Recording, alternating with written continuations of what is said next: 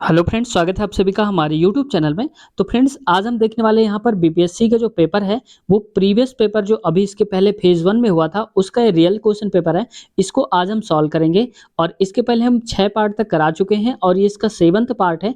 अगर आपने वीडियो नहीं देखा है तो लिंक डिस्क्रिप्शन में मिल जाएगी, आप वहाँ से देख लेना। तो फ्रेंड्स, क्योंकि प्रीवियस क्वेश्चन जो होते हैं बहुत इंपॉर्टेंट हो जाते हैं, इससे हमें ये आइडिया लग जाता है कि क्वेश्चन किस-किस टॉपिक से ज़्यादा पूछे जा रहे हैं और किन-किन टॉपिक पर हमें ज़्यादा फोकस करने की आवश्यकता है। तो यहाँ पर आपको अच्छा खासा आइडिया लगेगा और ठीक-ठाक लेवल के जो क्वेश्चंस हैं आपके यहाँ से भी तैयार हो जाएँगे, जो हम क्वेश्चंस कराते जाएँगे। तो कई सारे क्वेश्चंस हैं, वीडियो में अंत तक बने रहिए, आपसे रिक्वेस्ट है, क्योंकि जब तक आप पूरी वीडियो नहीं देखेंगे तो पूरे क्वेश्चंस आप नहीं तैयार कर पाएँगे। तो फ्रेंड्स, अगर आप चैनल पे नए हैं तो आपसे रिक्वेस्ट है, चैनल को सब्सक्राइब ज़रूर कर लें और बेल आइकन दबाना बिल्कुल भी मत भूलें। तो उम्मीद है सब्सक्राइब कर लिया होगा। तो आइए शुरुआत करते हैं आज की इस वीडियो की। तो आज का क्वेश्चन देखते हैं फ्रेंड्स। आप इसमें 41 नंबर पे मत जाइएगा कि नंबर कौन सा है, क्योंकि हम यहाँ पर जो मेन एग्जाम के हिसाब से हैं वो हम क्वेश्चन आज करा रहे हैं, जो इंपॉर्टेंट क्वेश्चन है। अब देखो, बोला जा रहा है सिंधु घाटी की सभ्यता में विशाल स्नानागार प्राप्त हुआ है। यानी कि सिंधु घाटी की जो सभ्यता थी वहां पर विशाल स्नानागार जो मिला है हमको, वो कहाँ पर मिला है? तो इसका राइट आंसर हो जाएगा मोहनजोदड़ो, यानी कि ऑप्शन नंबर बी करेक्ट हो जाएगा। अगला क्वेश्चन देखो, देखते हैं आज का हमारा 42 नंबर। और इसमें बोला जा रहा है 42 नंबर पे, वेदों में सबसे प्राचीन कौन सा है? यानी कि बोला जा रहा है सबसे पुराना वेद कौन सा है, सबसे प्राचीन क्या है? तो सामवेद भी नहीं है, यजुर्वेद भी नहीं है और अथर्ववेद भी नहीं है। तो अब आप कहेंगे कौन सा है? तो वो है ऋग्वेद। तो ऋग्वेद जो है हमारा वो सबसे पुराना वेद है और इस वजह से यहाँ पर इसका जो राइट आंसर हो जाएगा उपर्युक्त में से कोई नहीं, तो ऑप्शन नंबर ई हमारा करेक्ट हो जाएगा। अगला क्वेश्चन देखो फ्रेंड्स, आज का हमारा नेक्स्ट बोला जा रहा है यहाँ पर बोला जा रहा है क्वेश्चन में वैदिक ऋग्वेद देवताओं में सबसे महत्वपूर्ण कौन है? यानी कि सबसे इंपॉर्टेंट जो देवता थे ऋग्वेद में वो कौन से हुआ करते थे? तो वो होते थे इंद्र भगवान, यानी कि ऑप्शन नंबर बी जो है वो राइट हो जाएगा। इंद्र की पूजा किस लिए करते थे? यानी कि वर्षा के लिए, है ना, बोलते थे कि इनकी पूजा करने से बारिश हो जाएगी। अगला क्वेश्चन देखते हैं, आज का हमारा नेक्स्ट क्वेश्चन है। अगला क्वेश्चन देखो, यहाँ पर बोला जा रहा है जैन धर्म का प्रथम तीर्थंकर किसे माना जाता है? यानी कि जैन धर्म के तो पहले तीर्थंकर थे वो कौन थे? तो ये थे यहाँ पर ऋषभ देव, यानी कि ऑप्शन नंबर सी हमारा राइट आंसर हो जाएगा। अगला क्वेश्चन देखो, आज का हमारा नेक्स्ट है, इसको थोड़ा सा छोटा कर देता हूँ यहाँ पर। अब देखो, इसमें बोला जा रहा है तीसरी बौद्ध सभा कहाँ पर आयोजित की गई थी? यानी कि जो बौद्ध सभा हुई थी कौन सी? तीसरी वाली। तो ये हुई कहाँ पर थी? तो ये हुई थी पाटलिपुत्र में, यानी कि ऑप्शन नंबर सी जो है वो हमारा राइट हो जाएगा। तो फ्रेंड्स, अगला क्वेश्चन देखते हैं, मेगस्थनीज किसके शासन काल में भारत आया था? जो मेगस्थनीज था वो शासन काल में भारत आया था चंद्रगुप्त मौर्य, यानी कि ऑप्शन नंबर ए हमारा करेक्ट हो जाएगा। ये भी आपको याद रखना है, ठीक है। तो चंद्रगुप्त के मौर्य के शासनकाल के समय मेगस्थनीज यहाँ पर भारत आया हुआ था। अगला क्वेश्चन है यहाँ पर, हर्षवर्धन ने किस शताब्दी में शासन किया था? यानी कि किस शताब्दी में शासन चल रहा था किसका? हर्षवर्धन था। तो देखो, ना चौथी में था और ना ही पांचवी में था और ना ही छठवीं में था, तो था किसमें? ये था 7वीं शताब्दी में, ठीक है। तो 7वीं शताब्दी में इनका शासन यहाँ पर चल रहा था। अगला क्वेश्चन तो देखो फ्रेंड्स, इस वजह से क्या है कि ये तो ए बी सी कोई नहीं सही है, तो यहाँ पर जो करेक्ट आंसर आप पूछेंगे तो करेक्ट आंसर इसका क्या हो जाएगा? उपर्युक्त में से कोई से नहीं, यानी कि ऑप्शन नंबर ई हमारा करेक्ट होगा। अगला क्वेश्चन देखो, आज का हमारा नेक्स्ट है 48 नंबर। और इसमें बोला जा रहा है 48 नंबर पे कहा जा रहा है चोल काल की सबसे प्रमुख विशेषता क्या थी? यानी कि जो चोल काल था उसकी एक विशेषता बहुत ही महत्वपूर्ण थी, वो क्या हुआ करती थी? तो देखो, यहाँ पर क्या था कि स्थानीय स्वशासन हुआ करता था, यानी कि एक स्थानीय खुद का ही शासन होता था वहां पर चोल वंश में, ये उसकी विशेषता थी। तो यहाँ पर ऑप्शन नंबर सी हमारा करेक्ट हो जाएगा। अगला क्वेश्चन देखो, आज का हमारा 49 नंबर।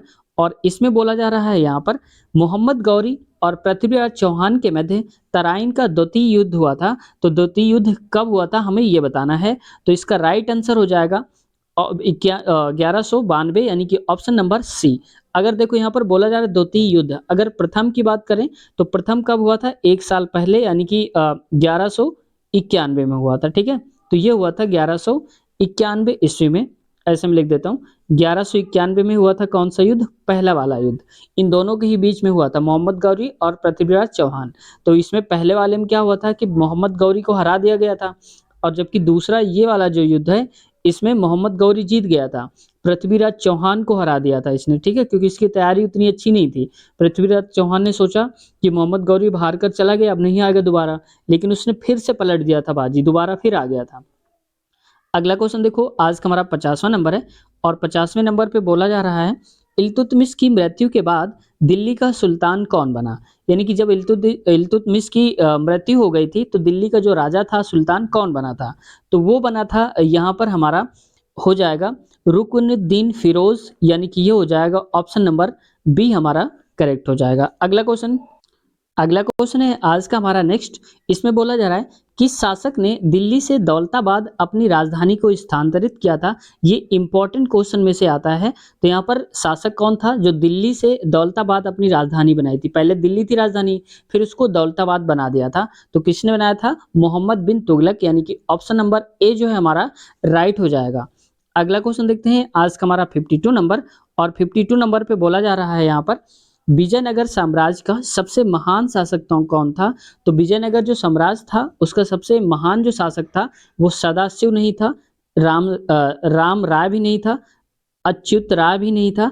तो यहाँ पर कोई नहीं है, तो हम कहेंगे ऊपर में से कोई नहीं, जबकि थे कौन अगर रियल में देखा जाए तो वो थे कृष्णदेव राय, ठीक है। कृष्णदेव राय थे यहाँ पर विजयनगर साम्राज्य के सबसे महान शासक। इनमें से नहीं दिया कृष्णदेव राय, इस वजह से कोई सही नहीं है। अगला क्वेश्चन देखो आज का 53 नंबर, और 53 नंबर क्वेश्चन पे बोला जा रहा है तबकात ए नासरी किसके द्वारा लिखी गई है? यानी कि एक पुस्तक का नाम है तबकात ए नासरी। तो इसको लिखा किसने है, इसके लेखक कौन है? तो ये है मिनहाज उस सिराज, जैसा बुक है वैसा नाम भी है इनका। तो मिनहाज उस सिराज, यानी कि ऑप्शन नंबर ए हमारा करेक्ट हो जाएगा, राइट हो जाएगा। अगला क्वेश्चन देखो आज का 54 नंबर, और 54 नंबर क्वेश्चन पे बोला जा रहा है यहाँ पर कि इनमें से कौन चिश्ती सूफी संत से संबंधित नहीं है? यानी कि जो सूफी संत होते हैं उनमें से चिश्ती की बात हो रही है, तो इनमें से कौन नहीं, हमें ये बताना है। तो देखो निजामुद्दीन औलिया भी थे और शेख नासिरुद्दीन चिराग भी थे, जबकि ख्वाजा बकी बिल्लाह नहीं थे। तो इसका ये हो जाएगा क्या, हमें बताना है कौन सा नहीं थे। तो ये दोनों तो थे, तो इसको हम सही नहीं करेंगे। और सही कौन सा हो जाएगा? ऑप्शन नंबर सी, यानी कि ख्वाजा बकी बिल्लाह थे, ठीक है। आप समझ गए होंगे। अगला क्वेश्चन की तरफ बढ़ते हैं। आज का हमारा नेक्स्ट अगला क्वेश्चन है, निम्न में से कौन सी एक तुलसीदास की रचना नहीं है? यानी कि तुलसीदास जी ने इनमें से कौन सी पुस्तक को नहीं लिखा है? तो इसका जो देखो विनय पत्रिका तुलसीदास जी ने लिखा है, गीतावली भी लिखा है, एक दोहावली भी है, इसको याद रखेंगे। तो इसको लिखा है तुलसीदास ने, लेकिन कौन सी नहीं लिखा?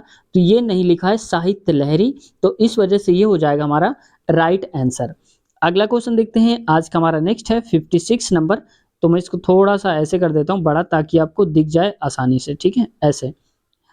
अब देखो दिख रहा होगा, उम्मीद करता हूँ। अब देखो 2.5 दिन का झोपड़ा किसने बनवाया था? तो ये भी इंपॉर्टेंट क्वेश्चन में आता है। तो 2.5 दिन का जो झोपड़ा था वो बनवाया था कुतुबुद्दीन ऐबक, यानी कि ऑप्शन नंबर हमारा बी है, राइट हो जाएगा ऑप्शन नंबर बी। ये याद रखना है आपको, 2.5 दिन का झोपड़ा किसने बनवाया था? तो कुतुबुद्दीन ऐबक ने बनवाया था। अगला क्वेश्चन देखो आज का हमारा 57 नंबर है, और 57 नंबर क्वेश्चन पे बोला जा रहा है यहाँ पर अलाउद्दीन खिलजी द्वारा बनवाया गया अलाई दरवाजा। देखो अलाई दरवाजा हो सकता है कुछ ऐसा पूछ ले घुमाकर अगली बार कि अलाई दरवाजा किसने बनाया था, और दे दिए जाए ऑप्शन तो अलाउद्दीन खिलजी। तो ये भी आपको याद रखना है। अब बोला जा रहा है कि अलाई दरवाजा जो है वो है कहाँ पर स्थित? तो ये है अलाई दरवाजा दिल्ली में, यानी कि ऑप्शन नंबर सी हमारा करेक्ट हो जाएगा, राइट हो जाएगा। अगला क्वेश्चन है, किसके शासनकाल में मुगल चित्रकला अपने चरमोत्कर्ष पर थी? यानी कि जो चित्रकला है वो बहुत फेमस थी, किनके शासनकाल में? तो देखो यहाँ पर ना बाबर सही थे, ना अकबर के ज़माने में, और ना ही शाहजहां के ज़माने में। तो आप कहेंगे किसके ज़माने में? तो ये थी जहांगीर के ज़माने में। तो जहांगीर के ज़माने में चित्रकला अपने चरमोत्कर्ष पर थी, जबकि जहांगीर कहीं नहीं दिया है। तो इनमें से कोई नहीं सही है, तो हम कहेंगे ऑप्शन नंबर ई हमारा राइट हो जाएगा। अगला क्वेश्चन देखते हैं। अगला क्वेश्चन है नेक्स्ट हमारे यहाँ पर, बाबर ने अपनी आत्मकथा किस भाषा में लिखी थी? यानी कि बाबर ने एक ऑटोबायोग्राफी लिखी थी, तो वो किस भाषा में लिखी थी, हमें ये बताना है। तो उन्होंने लिखा था यहाँ पर तुर्की भाषा में, क्योंकि आप जानते होंगे, तो तुर्की भाषा में लिखी थी बाबर ने। तो ऑप्शन नंबर सी हमारा करेक्ट हो जाएगा। अगला क्वेश्चन देखो आज का हमारा नेक्स्ट क्वेश्चन है, बोला जा रहा है चौसा की लड़ाई जो कि जून 1539 में कौन पराजित हुआ था? चौसा की लड़ाई में जो कि हुई थी, कब हुई थी? सॉरी 1539 में हुई थी, तो हारा कौन था? तो इसमें हार हुई थी वो हुमायूं की हार हो गई थी। तो ऑप्शन नंबर ए हमारा करेक्ट आंसर हो जाएगा। अगला क्वेश्चन देखो, आज का हमारा नेक्स्ट है 61 नंबर है। 61 नंबर क्वेश्चन पे बोला जा रहा है यहाँ पर कि 1575 ईस्वी में अकबर ने कहाँ पर इबादत खाना स्थापित करा था? तो इबादत खाना कहाँ पर था? तो देखो, इलाहाबाद के किले में नहीं था, लाहौर के किले में यहाँ पर भी नहीं था, और आगरा के किले में यहाँ पर भी नहीं था, और ये था फतेहपुर सीकरी में। तो जबकि फतेहपुर सीकरी कहीं नहीं दिया ऑप्शन में, तो फतेहपुर सीकरी होना चाहिए, तो नहीं है, तो हम कहेंगे यहाँ पर उपर्युक्त में से कोई नहीं, इस वजह से ऑप्शन नंबर ई हमारा करेक्ट हो जाएगा। अगला क्वेश्चन देखते हैं, आज का नेक्स्ट क्वेश्चन है।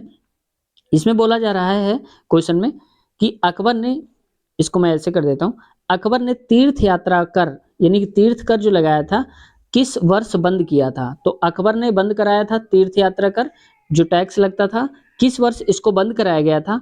तो ये बंद कराया गया था यहाँ पर 1563 में, यानी कि ऑप्शन नंबर सी हमारा राइट हो जाएगा। ये भी आपको याद रखना है, तीर्थ कर की समाप्ति कब हुई? तो 1563 में। अगला क्वेश्चन देखते हैं, नेक्स्ट आज का हमारा क्वेश्चन है।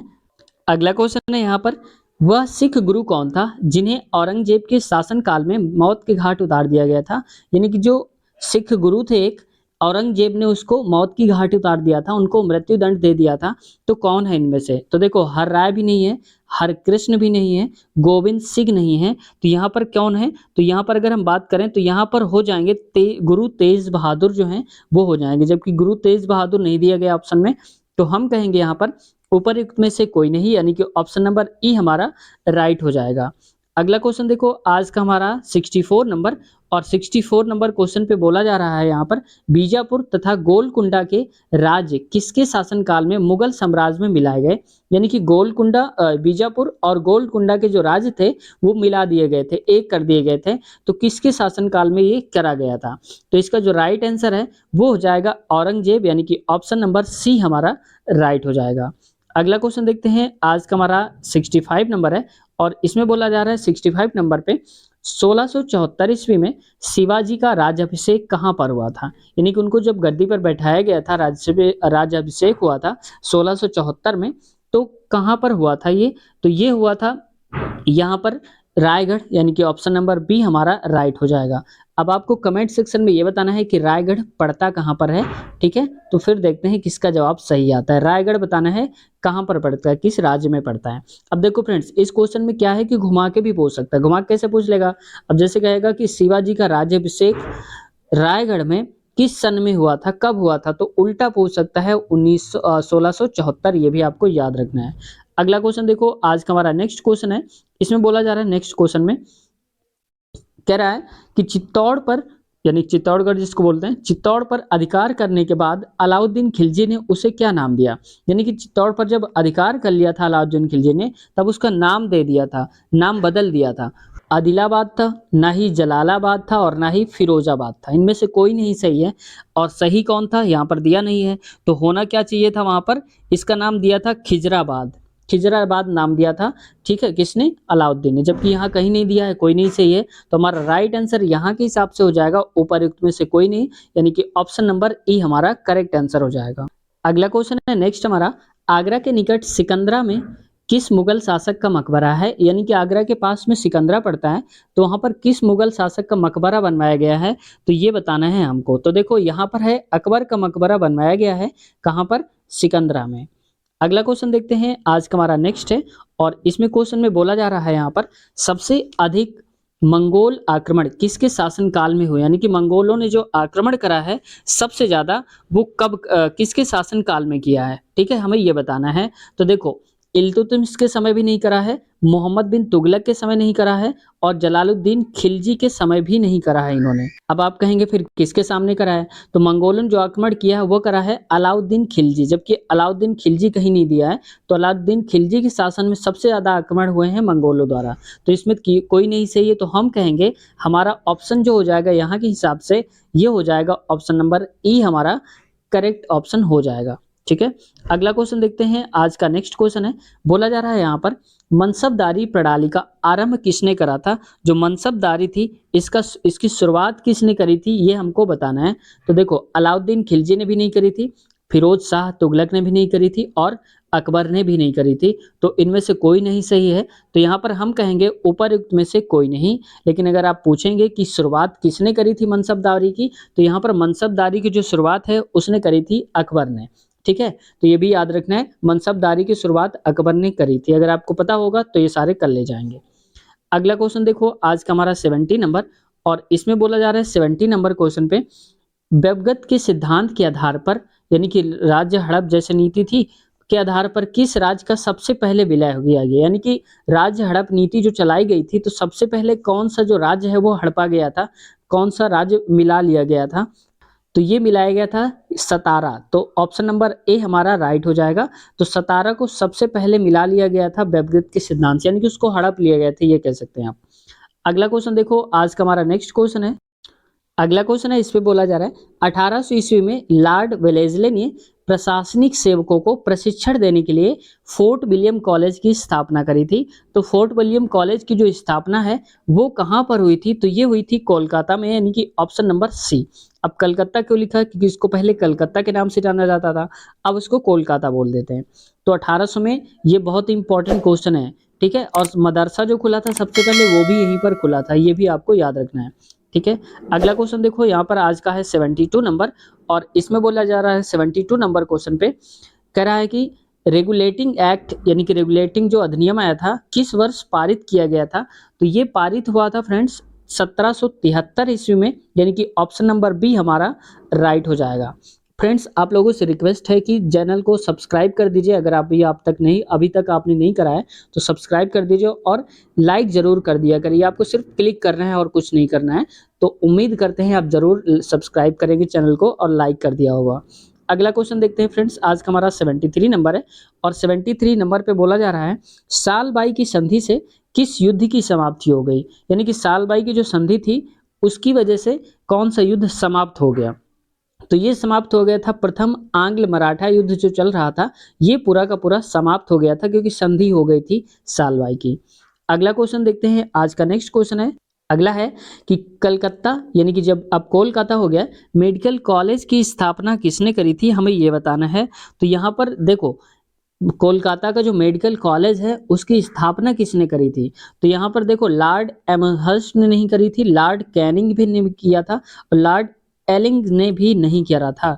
तो करा कितना था इसकी स्थापना, तो ये किया था लॉर्ड विलियम बेंटिक ने करा था। और अगर कहें कब करा था इसकी स्थापना, तो ये करा था 28 जून 1835 को।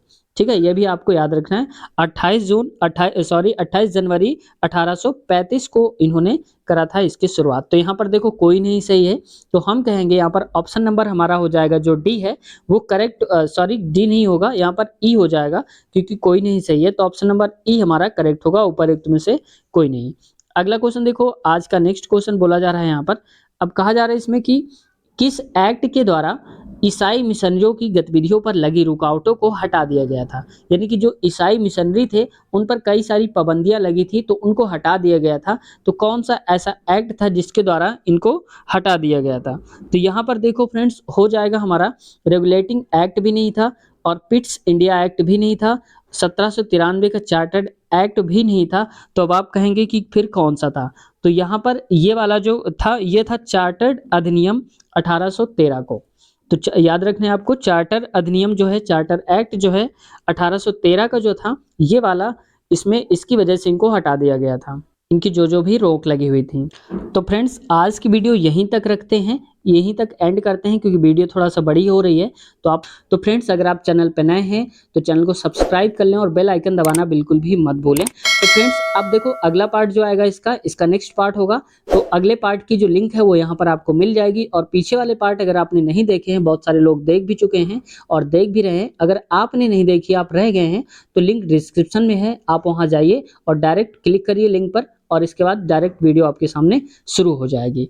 तो फ्रेंड्स, उम्मीद करते हैं चैनल सब्सक्राइब कर लिया होगा। मिलते हैं नेक्स्ट वीडियो में, अपना ख्याल रखिए, तब तक के लिए टेक केयर, बाय बाय।